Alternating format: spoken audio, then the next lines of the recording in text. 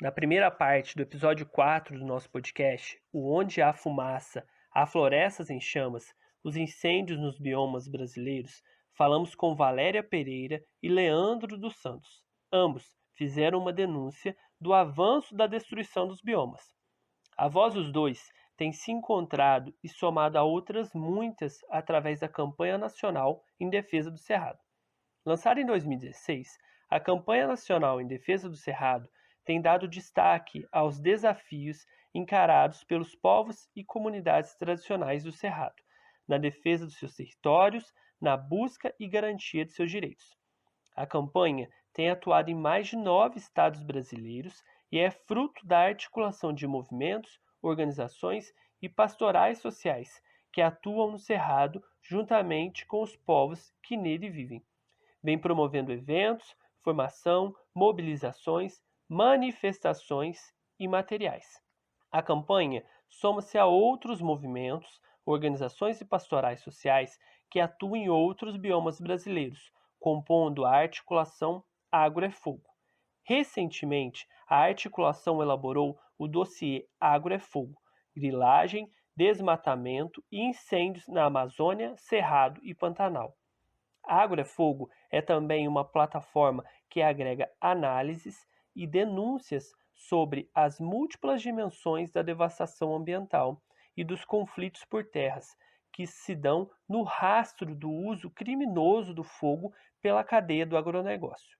Estamos passando por retrocessos na questão ambiental, impostos através de desmontes político e institucionais, pelo aumento do desmatamento, por incêndios criminosos e pela morte da fauna, flora e culturas. Soma-se ainda os conflitos fundiários, expansão do interesse estrangeiro nas terras brasileiras, o negacionismo e o antiambientalismo.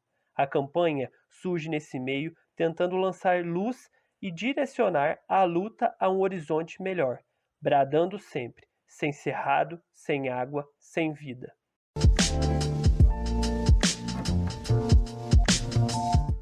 Eu sou o Flávio Santos e para conversar sobre a campanha e a articulação, hoje falo com Joyce Bonfim, advogada popular, secretária executiva da Campanha Nacional em Defesa do Cerrado e mestra em Desenvolvimento, Agricultura e Sociedade pela Universidade Federal Rural do Rio de Janeiro.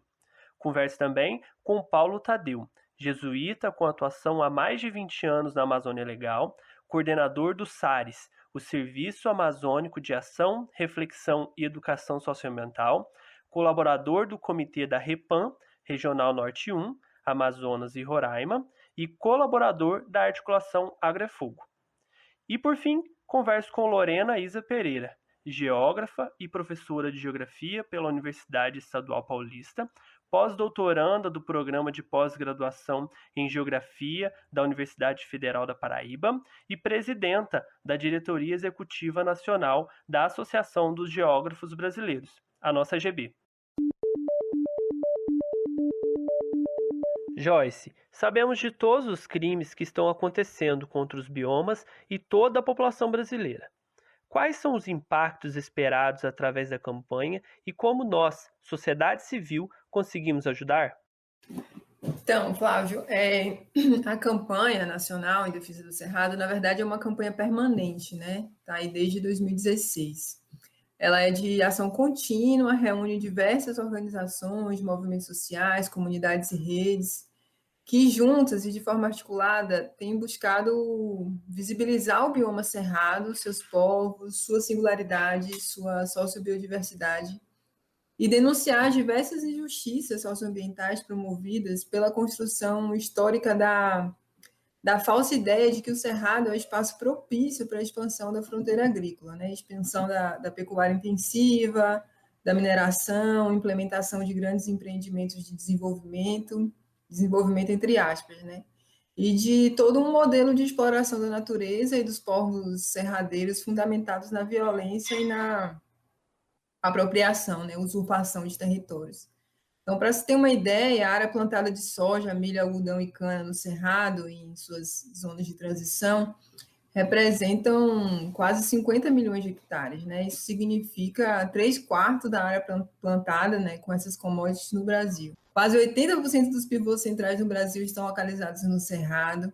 O Cerrado e as zonas de transição são responsáveis por mais de 70% do volume de agrotóxicos consumidos no Brasil. E fora o desmatamento, né, que também é aliado ao fogo, porque nos últimos 20 anos foi mais desmatado do que em todo o período anterior, e o mês de março deste ano foi o recorde de desmatamento no Cerrado, representando um aumento de mais de 100% em relação ao ano anterior.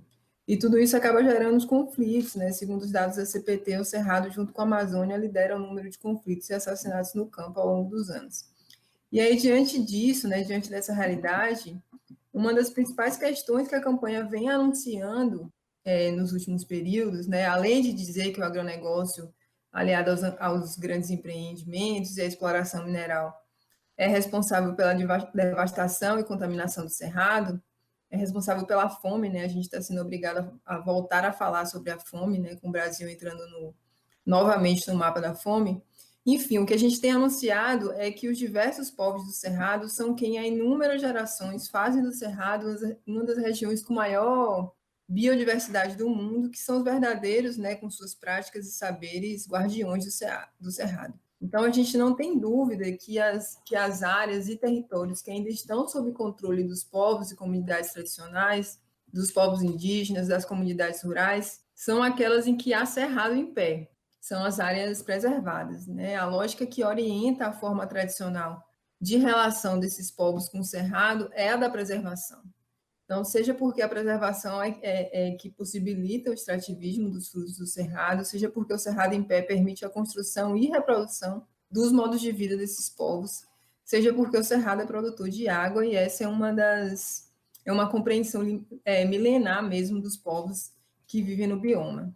Então, o que a gente espera, né, como efeito da campanha, é que a gente consiga colaborar com o fortalecimento dos povos do Cerrado e das suas lutas em defesa dos territórios, entendendo que a proteção dos cerrados, a proteção dos territórios tradicionais é o caminho essencial para a própria proteção e defesa do cerrado, e que os povos fortalecidos em seus territórios, articulados, estarão mais preparados para fazer frente às diversas ofensivas que estão sendo projetadas e implementadas contra os povos, né, do Cerrado e do campo como um todo. Então, o cenário atual, a gente está entendendo que o cenário atual é muito complexo, impõe um desafio imenso da gente tentar, ao menos, colocar um freio, né, na locomotiva ruralista, né? Então, a gente está vivenciando muitas ameaças graves, né, que estão nos rondando, além daquelas que já se concretizaram. Então, estão na ordem do dia aí do Congresso diversos projetos de lei, propostas de mudanças legislativas que caminham no sentido de fortalecer essa devastação do cerrado, né? Que caminham no sentido de privilegiar o agronegócio. Então, tem um projeto de lei que autoriza o presidente a denunciar a Convenção 69 da OIT, que é um instrumento fundamental de proteção dos povos tradicionais, dos povos indígenas, e de implementação do direito à consulta prévia livre e informada, né? A gente acabou de ver ser aprovado na Câmara dos Deputados aí o projeto de lei que desestrutura a política de licenciamento ambiental, né? Acabamos de ter aprovado também na Câmara o projeto de lei que também desestrutura o PENAI, né, retirando a prioridade de aquisição de alimentos para merenda escolar de assentamentos de reforma agrária, quilombolas, ribeirinhos e indígenas, fora os PLs 2633 e 510, que são os conhecidos PLs da grilagem. E essas ameaças assim concretas, elas têm um potencial de impacto ainda maior no contexto da pandemia, né? A campanha realizou uma pesquisa no ano passado com quase 100 comunidades tradicionais do Cerrado, e a gente identificou que 85% delas têm dificuldade de acesso ao auxílio emergencial, quando ainda existia um auxílio emergencial minimamente digno, né? 70% delas estão com dificuldade de acesso a materiais de higiene e de proteção sanitária, e 65% com dificuldade de acesso à alimentação básica, né? Então, considerando esse cenário, o desafio prioritário mesmo é o fortalecimento dos povos para esse enfrentamento. É isso que a campanha espera, né? Construir instrumentos para esse fortalecimento e apoiar mesmo as comunidades em suas lutas, né? E a campanha, assim, pensando como é que a campanha se relaciona com a sociedade civil, a campanha, assim, tem um papel mesmo de convocar a sociedade como um todo, né, para pautar a defesa do Cerrado, visibilizar a importância do bioma e dos seus povos e denunciar os crimes cotidianos a que são submetidos, né? Isso pode acontecer através das suas próprias organizações, grupos de pesquisa, núcleos de extensão universitária, sindicatos, associações, e por aí vai, né? De forma coletiva em diversos espaços de organização social para defender o Cerrado. Paulo, queria que você fizesse um relato sobre a construção do dossiê Agro é Fogo. Nos conte um pouco sobre os motivos que levaram a fazer esse dossiê e também a opção pelos temas tratados. Eu acredito que foi uma iniciativa muito positiva, uma iniciativa bem dentro daquilo que nós vinha se propondo, porque, veja, os biomas, né, estão sempre interligados, né? Estão sempre interligados. Essa questão de divisão, todas essas coisas, infelizmente, somos nós, cabeça de brancos, né, mais europeus, que fomos criando essas divisões. Primeiro elemento fundamental, pensar, então, a questão do Cerrado, pensar a nossa Amazônia, o bioma, e pensar o Pantanal. E aí eu acho que foi extremamente positivo, porque essas agressões ao meio ambiente acontecem nesses nossos biomas, né? Olhamos para a Mata Atlântica, que quase não existe mais. Então, louvo essa iniciativa. Outro elemento que eu acho que é muito importante, que é fundamental, também a capacidade, num momento tão difícil de isolamento, isso e aquilo, claro que as redes sociais, as plataformas também favoreceram, né?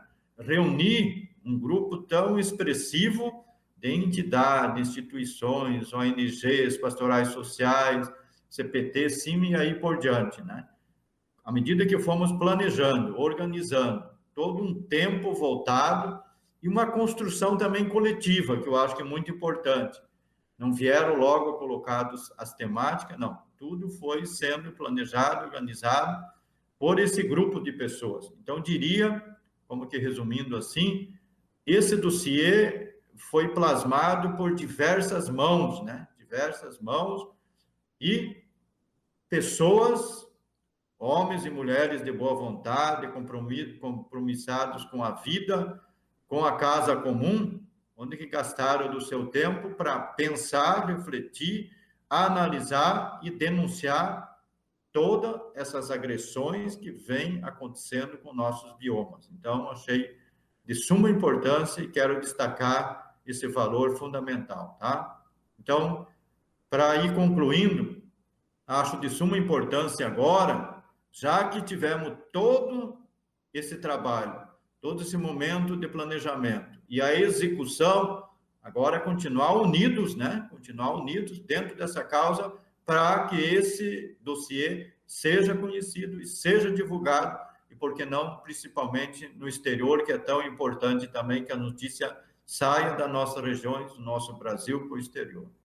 Paulo, qual a importância da articulação Agro é Fogo para a preservação tanto da fauna e flora do Cerrado, Amazônia e Pantanal, como também dos povos tradicionais e seus saberes? A minha militância se dá muito ao longo de tantos anos, né? Com todos os limites da nossa igreja, sou católico, sou religioso, sou jesuíta, e sempre foi um aprendizado grande, mas sempre nesse diálogo com os movimentos sociais, pastorais sociais, ONGs, entidades. Então, essa construção sempre tentando o coletivo. Então, eu diria que esse dossiê, ele tem esse alcance muito importante de mover, né, muitas pessoas, e daí quando você traz a importância. Primeiro, que essa problemática, essa agressão se repite ano após ano, né? Principalmente as queimadas.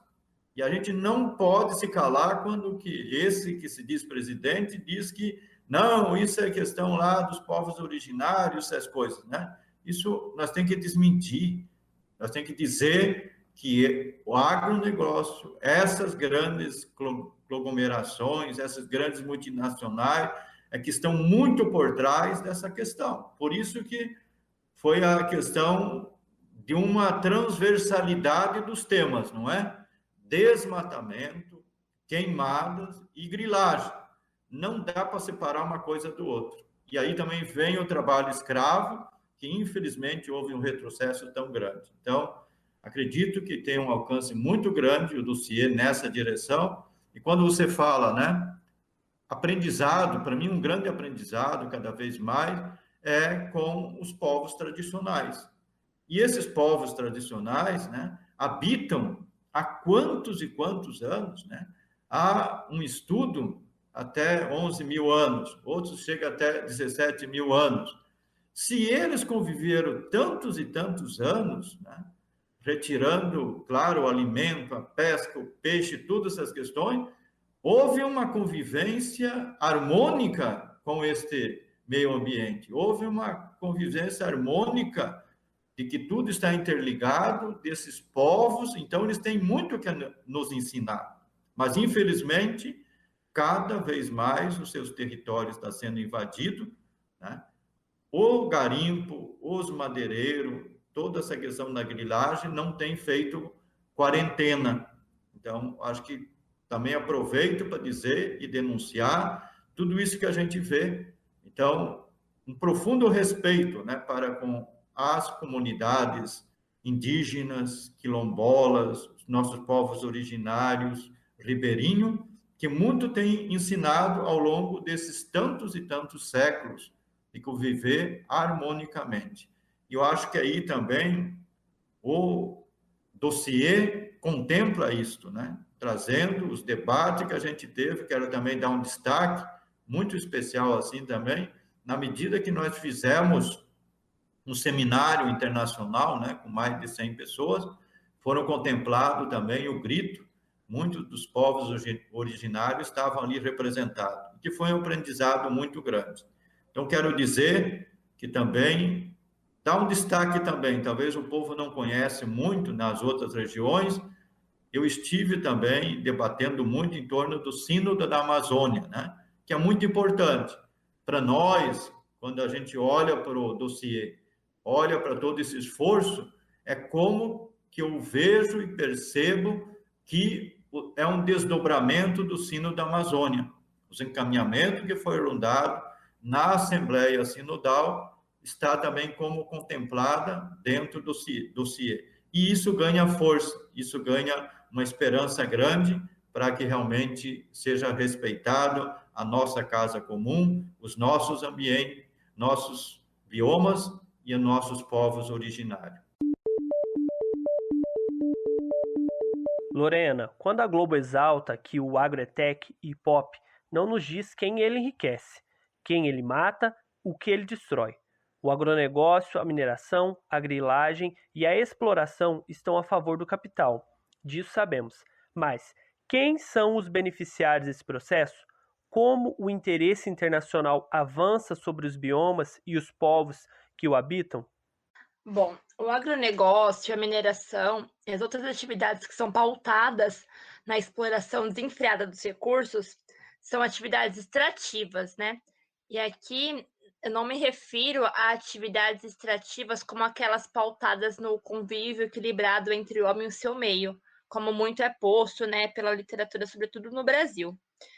O extrativismo que eu estou pensando, que eu parto como princípio, né, é um extrativismo como uma modalidade de acumulação que começou a ser forjada em grande escala há 500 anos, né? O extrativismo, eles estão presentes em atividades que removem grandes volumes de recursos naturais, não processados ou parcialmente processados, com destino à exportação.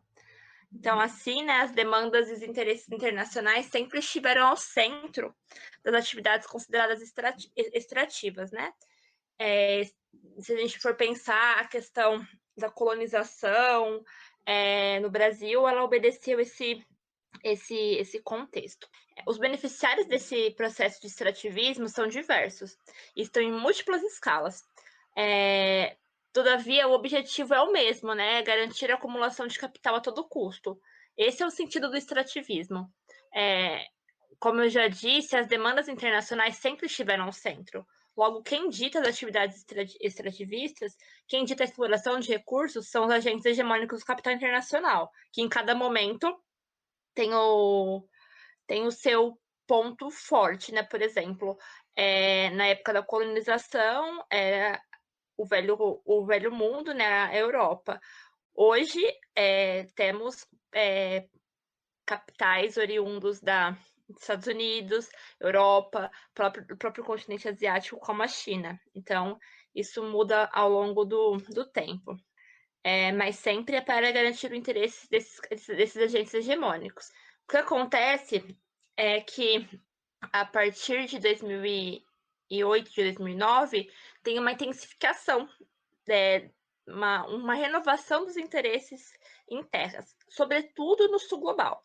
E por que isso acontece, né? E porque, além da renovação das terras, do interesse em terras, também tem uma renovação em relação aos recursos. Recursos, né, novos, entre aspas, eu falo, são apropriados como novos mercados, como o caso da energia renovável, sobretudo a energia eólica e solar. Por que isso tem acontecido, né, a partir de 2008, de 2009? Acontece porque tivemos uma crise, né, financeira, em 2007, 2008, o ápice dessa crise, e agentes internacionais eles foram forçados a buscarem novos territórios, novos mercados para garantir a manutenção da sua acumulação. Muito aquilo que o David Harvey chama de ajustes espaciais, né? Mas aqui eu acho que vale a gente dar nome a esses agentes que ditam essas regras e que são os beneficiários desse processo. Dentre esses agentes, existem as corporações transnacionais, que têm uma atuação em diferentes setores em dezenas de países.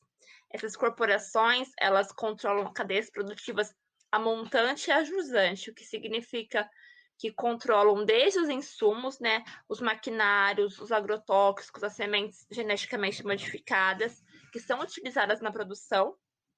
Também controlam a terra, que hoje não é somente pela compra direta, né, mas pelo arrendamento, pelas concessões, pelos direitos de uso. Controlam também a forma de produção, controlam o processamento e controlam a comercialização. Toda a infraestrutura que se tem para escoamento da produção é ditado por essas corporações transnacionais.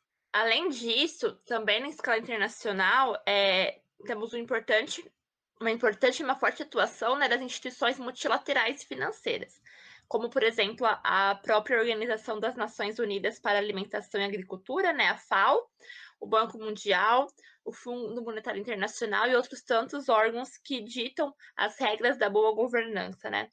Um exemplo representativo dessa atuação é o Banco Mundial, que em 2011 lançou um relatório que se chama Raising Global Interest in Farmland, que é uma tradução livre, que é o aumento do interesse global em terras agrícolas. Nesse relatório, o Banco Mundial ele identificou áreas para expansão no agronegócio em todo o mundo. E a partir da consideração, né, da terra marginal apta para expansão do agronegócio como áreas com menos de 25 pessoas por quilômetro quadrado. Então, não são áreas que não têm pessoas, são áreas marginais do ponto de vista do capital, porque ainda não foram integradas ao sistema. Porém, não significa que elas estão vazias, né? E essa identificação de áreas por esse órgão, né, por essa instituição, teve um papel muito importante na corrida mundial por terras. Então, o órgão tem uma importante função nesse processo. Na escala nacional, também nós temos os agentes que são beneficiários com essas atividades de exploração, especialmente as grandes empresas do agronegócio nacional, os latifundiários e os grileiros. Geralmente, os nossos marcos jurídicos e nossas políticas públicas são ditadas para o benefício dessas pessoas, né, desses agentes. Quem ocupa os cargos de decisão no governo, em múltiplas escalas, desde o municipal, do estadual e do federal, defende seus interesses e da classe da qual pertence. Acho que um exemplo bem representativo é o caso do Ministério da Agricultura, Pecuária e Abastecimento, do MAPA, né? Em 2015, de janeiro de 2015 a maio de 2016, quem ocupou a pasta foi a Cátia Abreu, senadora, atualmente filiada ao Partido Progressista. Todo mundo sabe, né, que Cátia Abreu tem milhares de hectares de terras no Tocantins. Inclusive, existem notícias, né, reportagens que a vinculam a um esquema de compra ilegal de terras destinadas a camponeses no estado do Tocantins, no final da década de 1990 e início dos anos 2000. E quando a Cátia Abreu esteve à frente do mapa, uma das principais pautas defendidas por ela foi o Matopiba, né, que é uma regionalização, foi delimitada pelo Grupo de Inteligência Territorial Estratégica, o GIT, da Embrapa. E Matopiba é uma regionalização que engloba 337 municípios dos estados do Tocantins, do Maranhão, do Piauí e da Bahia. E hoje é considerada a última fronteira agrícola da Cerrado do Brasil. É uma região que a atuação do capital estrangeiro está muito forte e é bastante recente quando comparada a outros estados, como, por exemplo, Mato Grosso. Em 2015, quando a Cátia Abreu era ministra da Agricultura, chegou a ser aprovado o decreto número 8.447, que dispunha sobre um plano de desenvolvimento agropecuário do Matopiba e a criação de seu comitê gestor. Esse plano, né, de desenvolvimento agropecuário, ele foi revogado por um decreto em 2020, mas a questão é que o estado do Tocantins está todo no Matopiba. Os 139 municípios do Tocantins estão na região e várias reportagens vincularam, e tem vinculado ainda, a família Abreu a um lucro exorbitante decorrente da venda de suas terras, justamente pela questão do Matopiba, né? Tem reportagens que pontuam um lucro de 16.000% da família em relação à venda das suas terras a agentes estrangeiros. Ou seja, a Cátia Abreu, ela defendeu com unhas e dentes o Matopiba porque ela foi uma beneficiária direta do processo. E quando a Cátia Abreu sai, após o golpe, né, o Blairo Maggi, ele assume a pasta. O Maggi é um dos proprietários do Grupo Amaggi, que é bastante conhecido, sobretudo na produção de soja no Mato Grosso. Quando ele assume, um foco principal da pasta do mapa, da agricultura, era a questão da liberação de compra de terras por estrangeiros no Brasil. Só para contextualizar um pouco, né, a questão de terras por estrangeiros no Brasil, ela é regulamentada atualmente pela Lei número 5.709, de 1971. E teve alguns pareceres da Advocacia Geral da União que foram promulgados ao longo do tempo, o último em 2010, né, que tentam restringir o processo. Mas quando ele assumiu o mapa, estava esse debate muito forte da flexibilização da legislação, tanto para compra quanto para arrendamento. E naquele momento, o próprio ministro da Fazenda, o Henrique Meirelles, na época, disse que já estava com data para soltar o decreto, para flexibilizar a compra de terras por estrangeiros, a aquisição de terras por estrangeiros no país. Contudo, o Blairo Maggi, ele tinha uma postura de defender essa flexibilização, mas ele tinha muitas restrições, sobretudo pautando as culturas de casas anuais, como o soja e o milho, que ele pautava bastante a questão de justificava a sua posição com o receio de que, caso uma empresa ou um fundo de investimento que adquira terra no Brasil em um determinado ano, a balança comercial não está favorável para a soja ou para o milho, que se deixe de produzir, e que pode afetar o impacto na economia local e justamente por essa postura do Maggi, até hoje a flexibilização não foi aprovada. Não foi aprovada naquele momento, que tinha uma data já para sair, como o Henrique Meirelles colocou, mas que até hoje não foi liberada, está em pauta na Câmara, o debate está acontecendo. No final de dezembro de 2020, teve um passo importante, que foi a aprovação no Senado, mas ainda não caminhou esse processo. Já finalizando, outro ponto que é importante destacar é que tais agentes hegemônicos também têm se apropriado da narrativa da preservação da natureza, do desenvolvimento sustentável para criar novos mercados. Exemplos são inúmeros, né? Como os casos dos green bonds, que são os títulos verdes, o mercado de crédito de carbono e diferentes práticas chamadas de grilagem verde. A natureza, que há décadas atrás era valorizada pela sua exploração, hoje passa a ser valorizada pela sua reposição. Porém, tudo dentro do sistema capitalista, tudo dentro do mercado, da lógica de mercado. E por fim, para relacionar um pouco com a questão do agro é tech, agro é pop, agro é tudo, é importante a gente pensar o agronegócio como um sistema. A sua definição, a primeira definição de agronegócio, cunhada em 1957 por John Davis e Ray Goldenberg, eles já apontavam o agronegócio como um sistema que engloba outros sistemas, como financeiro, científico, político, dentre outros. Assim, a mídia também é controlada e atua em prol da disseminação da imagem do agronegócio, como fundamental não apenas para a manutenção da economia, mas para a manutenção da vida. Tudo é agro. E, de fato, tudo vem da terra, né? Mas não do agronegócio. A comida na nossa mesa não vem majoritariamente do agronegócio.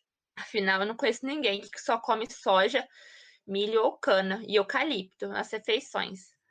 Dados indicam que cerca de 70% da comida do Brasil vem da agricultura familiar, mesmo tendo menos áreas e menos financiamentos públicos. Hoje nós precisamos contextualizar a frase: se o campo não planta, a cidade não janta. E sim, o que temos que pontuar é: se a agricultura familiar não planta, a cidade não janta. Um exemplo emblemático é agora na pandemia, né? O agronegócio foi o único setor da economia que apresentou crescimento em 2020. Mesmo diante de todo o caos, o agronegócio se expandiu. A safra de soja foi recorde e a tendência para 2021 é a mesma. Contudo, teve uma pesquisa que foi publicada agora em abril de 2021 da Rede Brasileira de Pesquisas em Soberania e Segurança Alimentar e Nutricional, que 50% da população brasileira está vivendo em situação de insegurança alimentar, o maior número em 17 anos. E onde está esse agronegócio produtor de alimentos? A conta não fecha. Salles é tido como o menino da porteira. Representa os interesses de poucos. Se passa um boi, ele tenta dar um jeito de passar a boiada toda. Lorena, quais ações de enfrentamento podemos tomar para cercar essa boiada e tirar esse ministro do comando da porteira? Bom, a solução direta é tirar o presidente da República em exercício, né, e o seu ministro do Meio Ambiente do poder. Mas enquanto ainda trabalhamos nisso, o que podemos fazer e que é nosso dever também, enquanto cidadãos, é acompanhar e questionar todas as posições defendidas por Salles, é cobrar o Estado de tomar medidas em relação à pasta. Além disso, temos que nos unir e lutar, não apenas para resistir, mas temos que partir para o ataque. Ações como a Campanha Nacional de Defesa do Cerrado, como o dossiê Agro é Fogo, e dentre outras inúmeras ações de monitoramento e de conscientização acerca do potencial destrutivo do agronegócio e demais atividades extrativas e da conivência do governo com este modelo, são ações fundamentais para o enfrentamento para cercar essa boiada.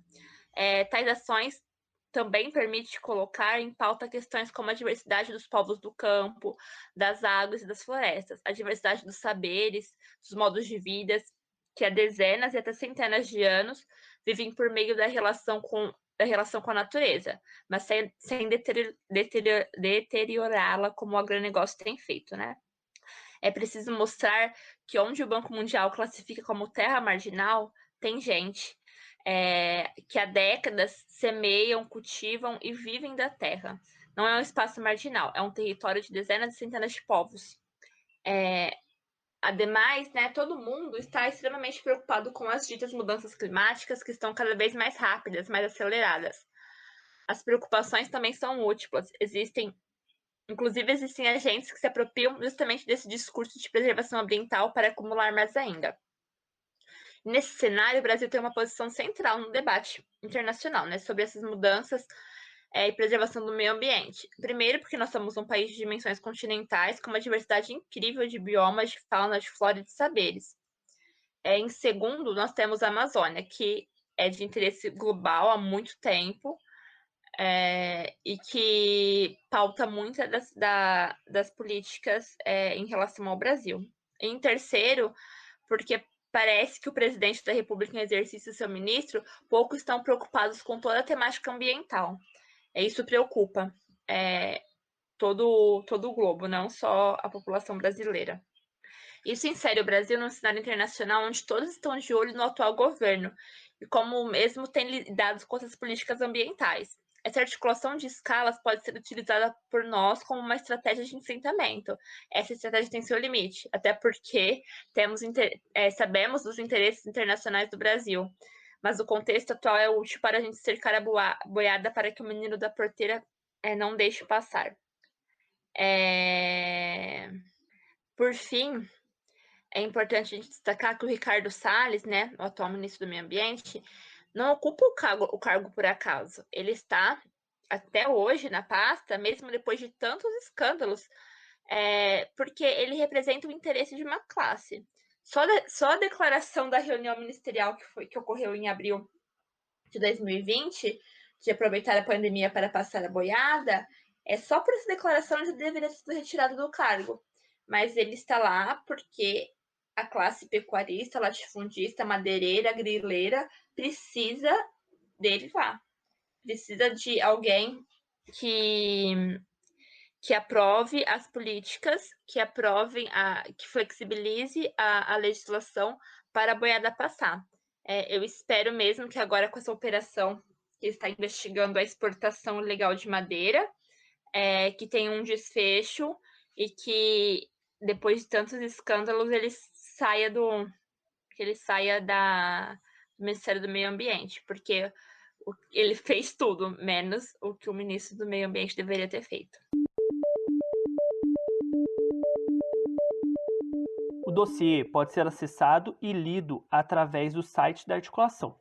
Lá você também acompanha as denúncias e as publicações no Rastro do Fogo. Para saber mais sobre a Campanha Nacional em Defesa do Cerrado, acesse o site da campanha. Não deixe de segui-los nas redes sociais. Acompanhe de perto o dia a dia da luta, resistência e de conquistas. Todos os links estão aqui na descrição desse episódio.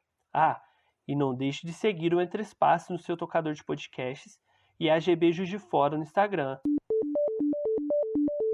Participaram da produção deste episódio Flávio Santos, João Vitor Sudário e Verônica Sacarag.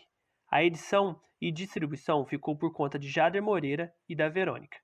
Esse foi um episódio do Entre Espaços, o podcast da AGB Juiz de Fora. Saudações AGBianas e até breve.